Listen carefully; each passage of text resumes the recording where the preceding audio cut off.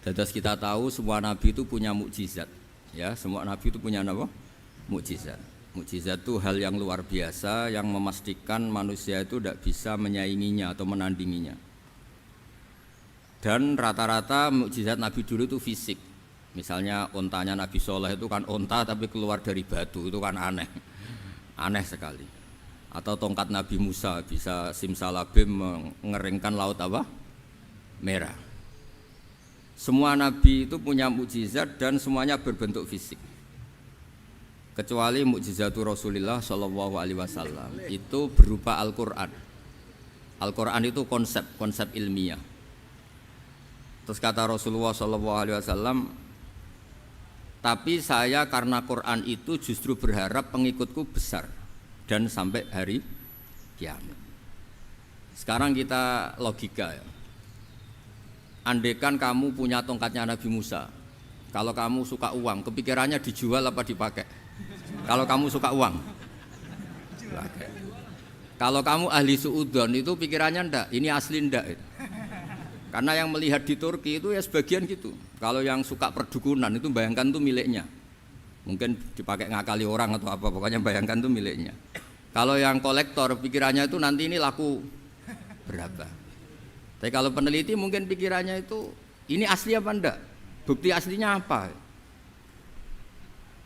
Repot lah. Lagi pula kalau kamu punya utang terus mau apa? Istri kamu marah mau apa? Kalau pakai tongkat. Nah, beda dengan mukjizatnya Quran itu semuanya apa? Ilmiah. Orang yang sedang harmonis dengan istri bisa pakai ayat di antara ayat-ayat Allah itu apa? Wa ja'ala bainakum mawaddatan warahmah. Nanti kalau ditakdir cerai, saya tidak menyarankan cerai. Kalau ditakdir cerai, itu masih dimotivasi sama Allah wa iyyatafarraqa yughnillahu kullam min sa'ati. Jika suami istri itu cerai, jangan-jangan suaminya dapat istri lebih baik, istrinya nanti dapat suami lebih baik. Jadi yang masa lalunya ada prahara. Kan banyak orang suaminya meninggal ketika nikah lagi ditanya, kangen sama suami pertama, alhamdulillah ini lebih baik. Padahal suaminya yang meninggal itu berharap istrinya ini kangen, ternyata dia sudah syukur dapat suami yang lebih baik. Jadi Quran itu menunggui kita ila yaumil qiyamah. Kita tidak bunuh diri, itu ya barokahnya Quran. Karena problem apapun kita dinasihati apa sabar, apa dinasihati sabar. Kan nggak mungkin kamu pegang tongkatnya Nabi Musa, punya masalah apa saja ngelihat tongkat, bisa apa tongkat. Tapi kalau Quran kan nasihat, solusi. Makanya Nabi berharap dengan Quran ini, saya berharap pengaruh saya, pengikut saya terbanyak ila yaumil qiyamah. Terus beliau dikomentari begini sama, ini Fathul Bari, sarahnya Bukhari. Al-muradu anna mu'jizatil anbiya inqaradat binqiradi a'sorihim. Falam yusyahidha illa man hadaraha. Problem mukjizat nabi-nabi dulu itu kan fisik, sehingga yang tahu kalau Nabi Soleh punya unta yang ajaib itu yang tahu ya hanya yang hadir saat itu. Yang tahu kalau tongkat Nabi Musa bertuah itu juga yang tahu hanya yang hadir saat itu. Selebihnya tahu tongkat ya di museum. Tapi kalau Quran menjadi solusi, menjadi panduan, menjadi pegangan itu ila yaumil qiyamah. Kita beri contoh ya, Quran panduan yang paling gampang misalnya begini. Dulu ini cerita ya. Dulu itu ada orang kafir cerdas namanya Jubair bin Mut'im. Itu saking pinternya dia, pinter juga tokoh. Itu sebagai delegasi pembebasan Asra Badrin. Jadi tawanan-tawanan perang Badar itu mulai dulu ya ada negosiasi mau dibebaskan. Terus orang-orang kafir ini menugaskan namanya Jubair bin siapa? Mut'im. Ini ada di Bukhari. Karena ini ngaji di Jakarta. Kalau orang nggak tahu hadis juga tanya ini sahih enggak gitu. Wong nggak tahu kok tanya itu aneh-aneh. Padahal kalau dibodoni itu ya nggak tahu. Tapi ya tetap tanya hadisnya ini sahih enggak. Ini kata kiai apa kata nabi ini ya ribet. Memangnya kata nabi kamu dengar kan ya lewat kiai. Setelah itu Jubair itu datang ke Medina. Dengerin ya, datang ke mana? Medina. Kemudian dengar Nabi baca Wattur pas sholat maghrib. Jubair karena Nabi dulu gak ada hotel, gak ada pondok ya. Pondoknya Nabi hanya sufah itu. Nabi baca maghrib, bukan diskusi, bukan debat, baca wattur wa kitabim mastur fi raqim mansur wal baitil ma'mur wasaqfil marfu wal bakhril masjur terus. Kemudian sampai pada titik ayat am khuliqu min ghairi syai'in. Masa manusia atau alam raya yang maujudat, yang nyata, yang wujud nyata. Kemudian asal usulnya itu ketiadaan. Ini kan hadhil alam maujud, alam ini kan nyata. Masa sesuatu yang nyata penciptanya itu tidak nyata. Jadi enggak mungkin ada faham nihilisme. Kalau faham nihilisme berarti melahirkan teori begini. Al adamu yakhluqu maujudan, sesuatu yang tidak ada menciptakan yang itu kan akal enggak bisa nerima. Kalau sesuatu ini ada, penciptanya pasti ada. Terus akhirnya Jubair bin Mut'im itu simpuh di depan Rasulullah terus bilang, "Ya Muhammad kada qalbi ayatir." Hampir saja hati saya terbang. Kalau riwayatnya Imam Ahmad, faka'anna masudi qalbi, hati saya dihancur. Semua teori yang saya bawa untuk ngelawan kamu sekarang luluh semua, hancur semua. Yang benar adalah teori Anda bahwa Tuhan itu satu dan Tuhan itu ada sebelum semua makhluk. Coba kalau Nabi Muhammad ada Jubair bin Mut'im terus menyembunyikan tongkat dekat mihrab. Terus dilihat ini apa? Paling pikirannya ini dari kayu apa? Terus yang bentuk tongkat itu tukang pemahatnya siapa? Kok kurang keren kalau di Blitar gimana ya? Kan malah panjang. Kira-kira kalau mukjizat itu dari tongkat itu malah panjang. Panjang lah pokoknya panjang. Lagi pula kamu coba kan nggak ngarah mandi, itu yang mandi kan nabinya bukan tongkatnya. Coba tongkatnya Nabi Musa dicoba anak-anak beki itu. Dipakai mukul kucing aja tidak mesti mati itu. Jadi nggak jelas mukjizat-mukjizat seperti itu nggak. Tapi kalau Quran menunggui. Sampai saking hebatnya Quran, teori rasionalitas, soal kampanye di mana-mana. Tingkat validitas, tingkat kebenaran Quran itu bahkan bisa diuji tanpa membuktikan. Tanpa apa? Membuktikan. Cukup pakai akal. Saya tidak bosan-bosan cerita ini karena ini khazanah kita. Di kitab Nailul Ma'mul itu, di kitab Usul Fiqih, saya berkali-kali cerita ini karena ini untuk menunjukkan bahwa Quran itu liqaumi ya'qilun, liqaumi yatafakkarun.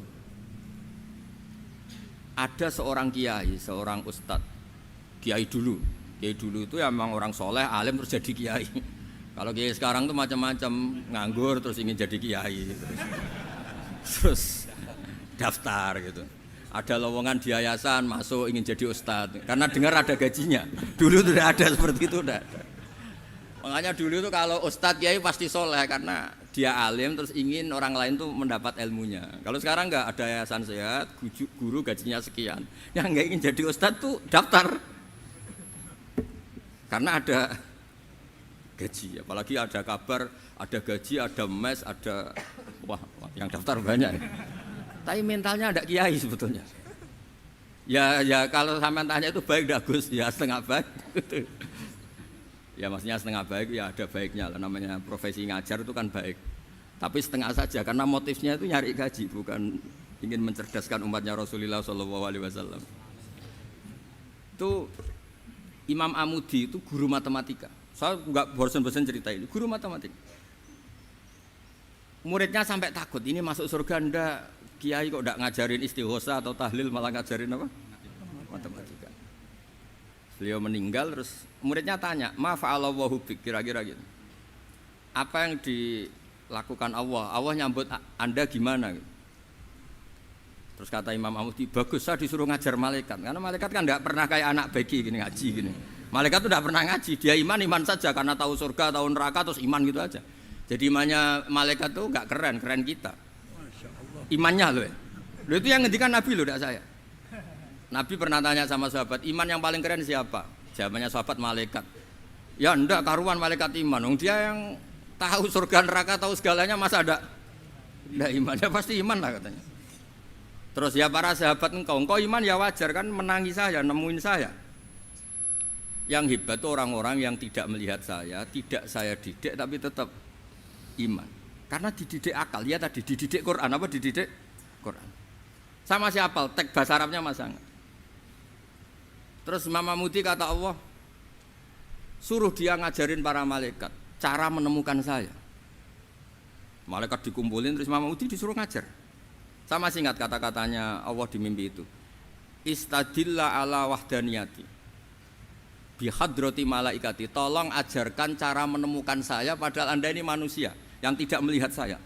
Anda di Jakarta kan hanya gedung-gedung, paling jadi khayal terus nikmat lah, Anda ikut punya tapi ikut nikmati.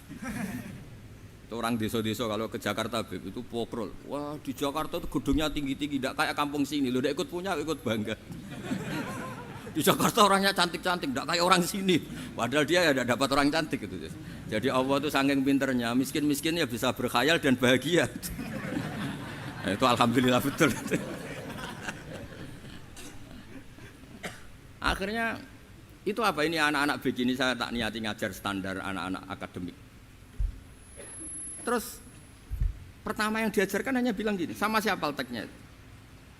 Ya malaikat tawahib para malaikat. Terus beliau bilang, nisbatus naini wassalasah ila mala nihayata lahu nisbatul far'i ilal asli. Angka itu jumlahnya berapapun 2, 3 sampai triliunan. Semuanya itu nisbatul far'i ilal asli. Bin nisbat ilal wahid nisbatul far'i ilal asli. Angka 2 ya cabangnya 1, 3 ya cabangnya 1, 1 triliun ya cabangnya 1. Tetap yang asal usul adalah angka 1. Itu nangis semua malaikat. Cara Jawa itu mandekman kue iman kaya imanku. Makanya imannya umat Rasulullah sallallahu alaihi wasallam itu PD-nya yakinnya kayak imannya malaikat. Kalau Tuhan itu 1. Karena angka enggak bisa dimulai kecuali dengan angka 1. Makanya nisbatus naini wassalasah ila ma la nihayata lahu iku nisbatul far'i ilal asli. Semuanya itu nisbatnya cabang ke induk. Berarti semua alam raya ini tetap asal usulnya 1, yaitu qul huwallahu ahad. Nah, itu namanya akal. Umatnya Rasulullah itu ditinggali mukjizat akal lewat panduan Quran sehingga meskipun kita tidak menangi Rasulullah, tidak menangi sahabat, kita tidak tahu malaikat Jibril, tapi cara iman kita ini tidak kalah keren. Yakin hakul yakin. Terus kedua, gambar. Kamu gambar rumah, gambar hewan, gambar apa saja, mesti dimulai 1 titik. Entah gambar kamu bagus, entah jelek, tetap dimulai 1 titik. Nah, titik ini namanya nuqtatul wujud. Semua alam raya dimulai dari 1 titik, yaitu nuqtatil wujud. Makanya Quran dimulai bismillah, dan bismillah itu dipilih sama Allah pakai pertama ba itu ada titik. Itu kata semua ulama. Itu titik itu singkatan dari bi kana makana wa bi yakunu mayakun. Karena saya semuanya ada. Bi itu karena saya. Jadi makanya santri-santri beki tidak usah bayangkan kamu jadi wali terus bisa terbang ke Mekah, tidak usah. Kalau terbang ke Mekah ya sudah umroh aja bayar. Kalau enggak ya maklaran KBH atau apa, pokoknya cari gratis. Ya gratis kan ya, dapat orang 10 gratis 1. Terus orang enggak umroh-umroh dirayu-rayu supaya umroh. Repot. Itu pelanggaran fikih itu. Kalau orang punya utang itu wajibnya nyaur utang dulu gitu. Wah repot. Saya itu juga sering bingung di kampung-kampung. Gus sama umroh. Kenapa? Dapat gratisan. Minta uang saja buat nyaur utang, enggak boleh. Wah, secara fikih yang wajib itu nyaur utang bukan umroh. Enggak boleh Gus diminta uang, enggak boleh, harus umroh. Udah gitu saya ini bingung Gus mau umroh, enggak nikmati. Kenapa? Disuruh ngajar Gus. Repot semua kalau ibadah mergawe ya gini bingung semua. Ya saya mohon anak-anak BK semuanya yang seneng Quran itu harus seneng sampai kayak saya sehingga tahu. Istidlal mencari Tuhan dengan cara tauhid yang berbasis akal itu sedzahir imannya malaikat. Jika di klasmen iman itu manusia ulul ilmi, kita-kita yang nekuni ilmu itu nomor 1 prakteknya. Karena nomor 1 itu Allah karuan kan syahidah Allah kan enggak tertandingi syahidah wa annahu la ilaha illallah. Terus wal malaikatu, malaikat kan karuan karena langsung menyaksikan surga. Dan ketiga apa? Wa ulul ilmi. Berarti prakteknya kan nomor 1. Kalau kompetitornya semuanya manusia, ulul ilmi nomor berapa? 1 kan? Nah nomor 3 kan dari Allah, malaikat, ulul ilm. Berarti kalau kompetisinya antar manusia nomor berapa? 1 kan? Nah kenapa ulul ilmi di nomor 3 kan tapi dari Allah, malaikat, ulul. Kerennya kayak apa? Karena cara iman ulul ilmi itu enggak ada ragunya sama sekali. Kamu ragu enggak kalau 2 itu cabang dari 1, asal usulnya 1? Enggak pernah kan ragu kan? Semua gambar seruat apapun dimulai dari 1 titik, ragu enggak? Enggak kan? Nah, imannya umatnya Nabi karena dipandu oleh Quran itu seyakin itu, sehakul yakin itu. Nah itu terus Jubair bin Mut'im jadi iman. Am khuliqu min ghairi syai'in am humul khaliq. Terus kata Allah lagi, kalau kamu tidak percaya saya yang bikin langit bumi ya gampang dong, kamu saja yang ngomong kalau kamu yang bikin. Paling orang sepakat kamu stres. Terus hanya ayat gitu, am khalaqus samawati wal ard. Kalau kamu tidak yakin Allah yang bikin ya silakan Anda klaim saja kalau kamu yang bikin langit bumi. Bala yuqinun. Kamu juga gak mau kan dibilang stres. Nah ini terus saya teruskan ya. Makanya mukjizat terbesarnya Nabi adalah Al-Quran. Karena Al-Quran itu cerita tentang hukum-hukum akal, cerita tentang logika-logika peradaban. Misalnya logika peradaban, contoh paling gampang. Di Quran itu ada sekian ayat yang Allah cerita peradaban. Misalnya wa ahsinu innallaha yuhibbul muhsinin. Itu dikutip terus kemudian disimpulkan dalam peradaban. Kata Sayyidina Ali karramallahu wajhah ngendikannya gampang. Ahsin man syi'ta takun amirah. Kamu berbuat baik saja sama seseorang, maka otomatis kamu akan jadi pemimpinnya. Ada orang enggak tamat SD, enggak tamat papa, gobloknya minta ampun.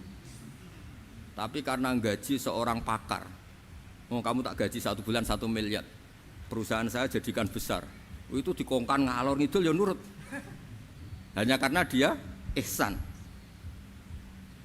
Terus wastaghni amman syi'ta takun nadhira. Saya ulang lagi. Wastaghni amman syi'ta takun nadhira. Dan kamu jangan butuh orang lain, siapapun dia, maka kamu akan setara.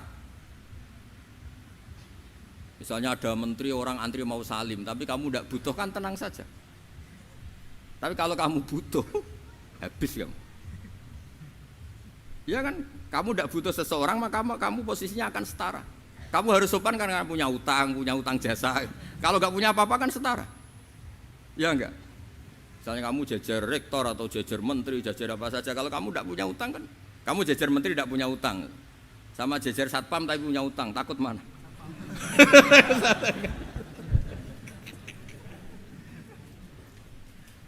Kalau butuh itu mesti kalah kan? Ada pejabat misalnya nggak begitu cantik sama perempuan cantik yang kamu butuh ingin dicintai, takut mana? Padahal nggak jelas orang ini pangkatnya apa, nggak jelas. Jadi dalam hukum sosial itu kata Sayyidina Ali wastaghni amman syi'ta takun nadhira. Kamu jangan butuh seseorang maka kamu akan setara. Terus yang terakhir wahtas ila man syi'ta takun asirah. Asirah pakai sin. Dan silahkan butuh seseorang maka kamu akan jadi budak dia. Ya coba misalnya Anda seorang profesor, seorang alim, seorang kiai top. Misalnya mencintai janda di ujung kampung sana, jalan kaki 2 kilo. Padahal itu gak tamat SD, tapi gara-gara seneng kacau kan?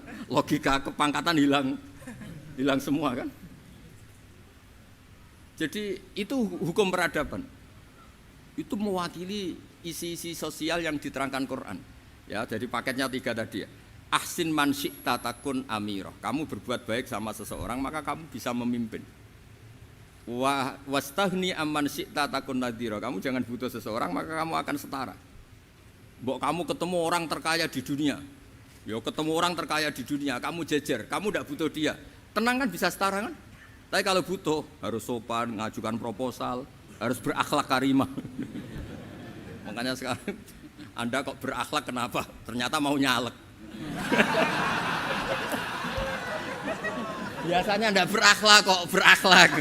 Ada apa ini? Makanya guyonan di Rembang itu Beb Husain itu.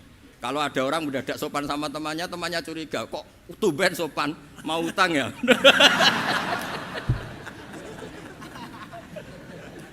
Zaman akhir itu kacau.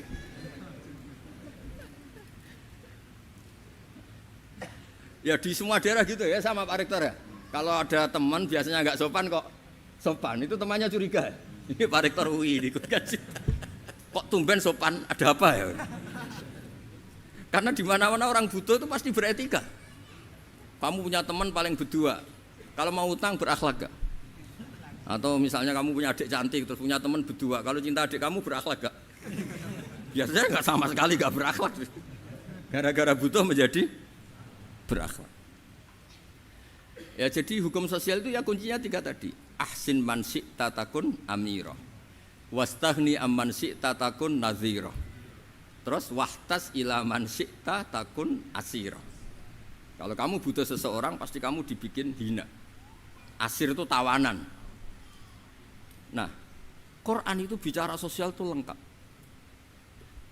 Dan itu yang nunggui kita. Kita punya tetangga yang kurang baik, ya seneng. Punya tetangga baik, ya seneng.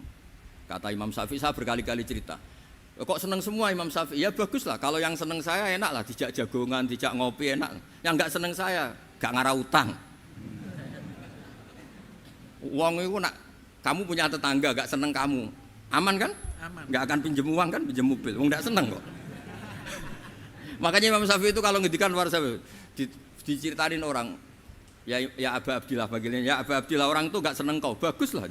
Loh kenapa bagus? Waman asa'a ilaika faqad atlaqaka. Orang yang gak seneng kamu maka membebaskan kamu. Gak akan pinjam uang, pinjam mobil, gak akan ganggu waktu kamu, kan gak seneng. Justru yang seneng-senengi masalah pinjam terus. Imam Syafi'i itu orang yang anggap dunia itu selesai. Ada yang cerita, ya Aba Abdillah, orang yang tadi cium tangan engkau, yang hormat engkau, di luar maki-maki engkau, ngerasain engkau, ngata-ngatain engkau. Ya bagus lah. Kok bagus gimana? Berarti saya wibawa, depan saya tidak berani. Berarti saya wibawa, di depan saya tidak berani. Berarti itu makomnya sudah kulillah sumadarhum fi khawdihim yal'abun. Sudah dunia itu selesai, sudah agak penting semua. Nah itu kalau kamu anak-anak beki ahli Quran sudah ayatnya kulillah sumadarhum fi khawdihim yal'abun. Sudah lihat Allah saja agak penting, makhluk-makhluk itu agak penting. Dah makhluk semua agak penting, sepenting Allah. Nah kita ini ditunggoni mukjizat seperti itu. Bayangkan misalnya kita ditunggoni tongkatnya Nabi Musa. Saya ngajar di sini terus ini tongkat. Terus nanti yang tanya, Gus itu kayu apa Gus? Nanti yang kolektor tanya itu harganya berapa Gus? Ruwet apa? Terus yang ahli suudon itu asli gak Gus? Wah. Yang ahli suudon kan mesti tanyanya gitu, itu asli enggak Gus? Repot-repot pokoknya. Tapi kalau Quran kan jelas, kenapa? Jelas. Ya terus saya teruskan. Fala yamurru terus al murad anna mu'jizatil anbiya in qaradat bin qidari aqsam wa mu'jizatul Quran mustamirratun ila yaumil qiyamah. Wa kharquhu lil adat fi uslubihi wa balaghatihi wa ikhbarihi bil maghibat. Terus kata ini yang ngarang Fathul Bari sarahnya Imam Bukhari. Fala yamurru asrun minal aqsar illa wa yadharu fihi shay'un mimma akhbaru bi annahu sayakun yadullu ala sihhati da'wahu. Wa hadza aqwal muhtamilat. Wa takmiluhu fil ladzi ba'da. Wa qilani ya. Anal al makna anal mukjizat al madiyah kanat khissiyatan tusyahadu bil absar kana qati Shalih wa asa Musa. Mukjizatnya nabi-nabi dulu itu hanya penyembuh, hanya pelengkap, hanya nuruti keinginan mata. Seperti dahsyatnya apa? Laut Merah diseblak apa dipukul sama tongkatnya Nabi siapa? Itu semuanya itu hanya memanjakan mata. Urusan mata. Terus wow itu. Tapi kalau mukjizatnya Nabi Muhammad itu berdasar akal. Maksudnya berdasar akal nih dengerin ya. Dengerin betul. Ketika Laut Merah terus tersibak kan wow itu keren kan? Terus kita bilang menyimpulkan, wah kita tidak akan mampu. Itu bodoh sekali kesimpulan kita tidak akan mampu. Meskipun bikin nyamuk Anda juga tidak mampu. Loh untuk memutuskan tidak mampu saja kok sampai pertunjukan seperti itu tuh laopo, cek goblok gitu. Nah kalau kita karena umat yang pinter untuk memaksa kita nggak mampu, Allah bilang innallaha la yastahi ayadriba mathalam ma ba'ud. Kita melihat nyamuk langsung berkesimpulan tidak mampu. Saya berkali-kali cerita nyamuk itu sudah kecil, masih punya urat, uratnya kayak apa? Masih punya kuman, kumannya seberapa? Ya enggak? Nyamuk itu kecil, punya organ tubuhnya punya urat. Itu kalau kamu pinter, antara tongkatnya Nabi Musa menyibak Laut Merah sama nyamuk itu sama-sama berkesimpulan melahirkan satu faham bahwa kita tidak. Loh untuk memaksa tidak mampu saja kok menuju pertunjukan ada onta keluar dari batu. Naqatu Shalih, ada tongkat yang bisa mengeringkan Laut cek goblok ya. Lah kita alhamdulillah tidak jenis goblok yang seperti ini. Untuk ikrar bahwa Allah itu hebat ala kulli syai'in, cukup lihat nyamuk, kagum kan? Sudah tidak usah bikin hidup. Saya berkali-kali mencontohkan. Para pemahat tak suruh bikin patung gajah itu mampu. Tak suruh bikin patung nyamuk kalau bisa. Nyari materi dari apa coba? Gampang mana bikin patung gajah sampai patung nyamuk? Gajah, makanya Allah bikinnya contoh itu untuk ijaz itu pakai nyamuk bukan pakai gajah. Itu kalau ustadz-ustadz yang agak jorok malah contohnya nyamuk Gus. Itu kecil. Itu kayak apa? Di dalamnya dia hamil kan. Itu anaknya kecil lagi, telurnya kecil lagi, itu gimana itu cara bikin itu? Makanya di sini ini ada kitab Itqan, itu komentarnya itu lucu. Ini kitab Al-Itqan karangannya Imam Suyuti. Ini persis komentar saya tadi yang kata Imam Suyuti, pengarang kitab Itqan. Wa ya imma khissiyah wa imma aqliyah. Jadi mukjizat itu ada yang fisik, bisa dilihat indra, panca indra, bisa dilihat akal. Wa aktsaru mu'jizati Bani Israil kanat khissiyah li baladatihim. Bilada itu goblok. Wakil lati basoirihim. Dasar wong goblok. Mukjizat kok ngenteni sing wow. Maksudnya dasar wong untuk ngakui Allah hebat saja kok nunggu halal yang seperti itu gitu. Paham gitu? Mergo likil lati napa aklihim.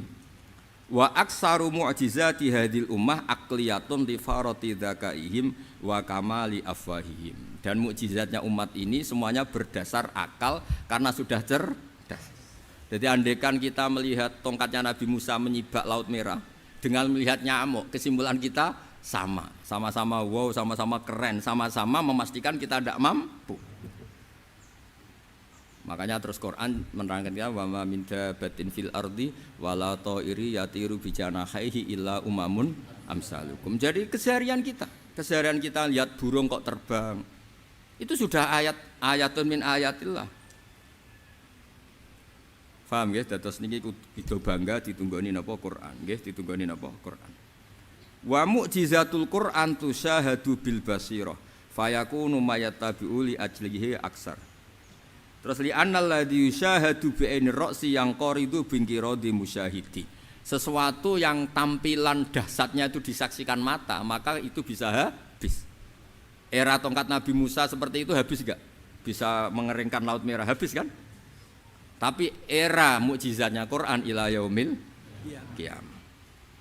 Ya contoh sosial, saya kembali lagi ke sosial. Kamu punya teman awet atau punya istri awet, itu konsepnya ya wal kadhiminal ghaidh, itu agak gampang tersinggung. Coba kalau kamu setiap tersinggung putus, setiap tersinggung habis, kamu tidak punya teman, tidak punya istri. Sampai kita awet seperti ini, kalau kecewa ya wal kadhiminal ghaidh, ngempet. Termasuk saya ini, biasanya ngaji khusus terus bajak gini ya kecewa. Tapi barokahnya diwarai Quran wal kadhiminal ghaidh, ngempet Gus, ngempet.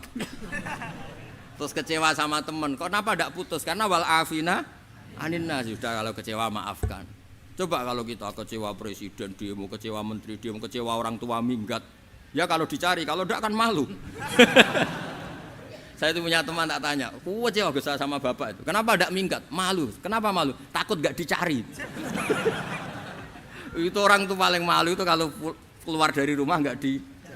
Saya punya teman lagi, saya ini takut mati Gus. Kenapa? Takut istri saya tidak nangis Gus.